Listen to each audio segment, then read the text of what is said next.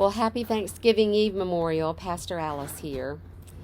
In this year, I find myself doing a lot of reflection, and I suspect I'm not alone.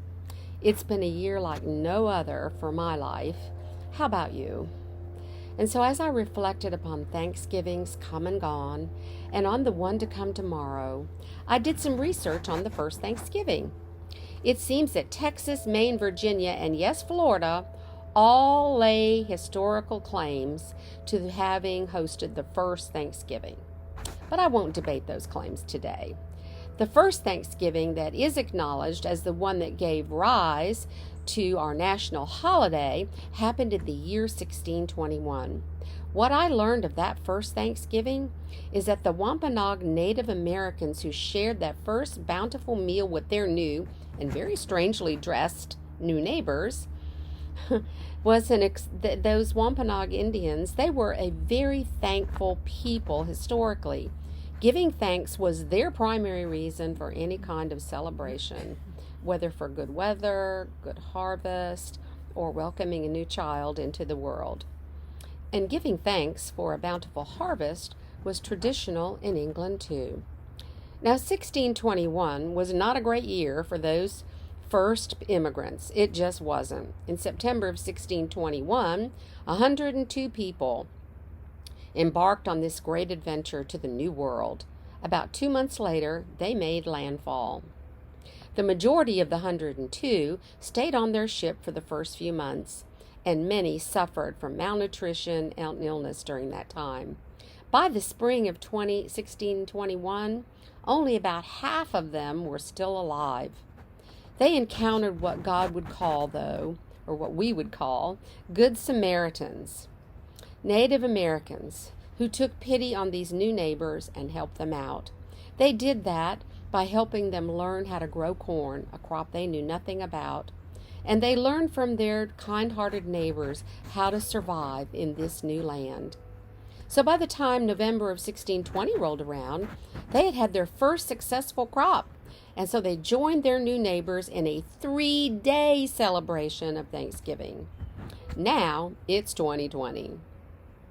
400 years later. It's been a rough year for us too. But may I say, it really doesn't compare to 1620 to 1621.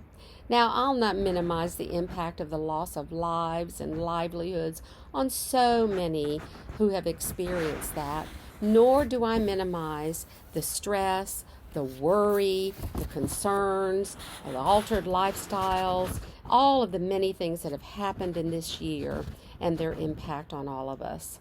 But on the whole, our suffering compared to what life was like for anyone who lived in 1621, it's just not really comparable.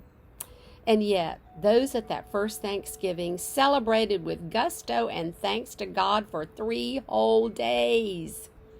I don't know about you, but for my household, it's usually 3 whole days of preparation, followed by 30 minutes of dining, followed by an hour or more of cleanup, and then everyone collapsing with turkey drowsiness, either in front of the TV or maybe playing a game with the family. And for most Americans, the next 2 days are filled with shopping and football. I say for most, because we need not forget those who have no family, those who are homeless, those who will visit a food bank to get something to eat, and those who this year will choose to isolate out of an abundance of caution, spending the day so very differently than they have perhaps in years gone by. So I'm thinking Thanksgiving this year, well, it's just an opportunity to look at things a little bit differently and maybe take on the role of those Wampanoag Native Americans by being good Samaritans ourselves. I'm thinking, you see, about giving as a means for being thankful, not just as a Thanksgiving Day thing, but rather a 2021 thing. I'm not sure exactly yet how that's going to look what it's going to look like for me, but I'm feeling compelled to be more intentional about having an attitude of gratitude in the coming year as more than a one-day thing. There's one thing for sure.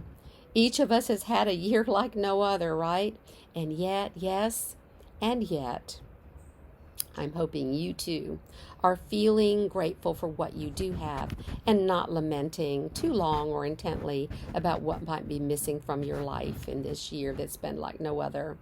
You see, God has shown me that it's up to me.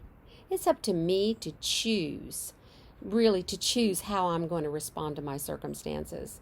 So when the turkey's done, the Christmas tree is put away, the toast to the new year has come and gone, will you also choose, along with me, to take into 2021 a new and vigorous attitude of gratitude and choose giving in a new way as a means of being thankful? Have a great Thanksgiving Day, everyone. God bless you.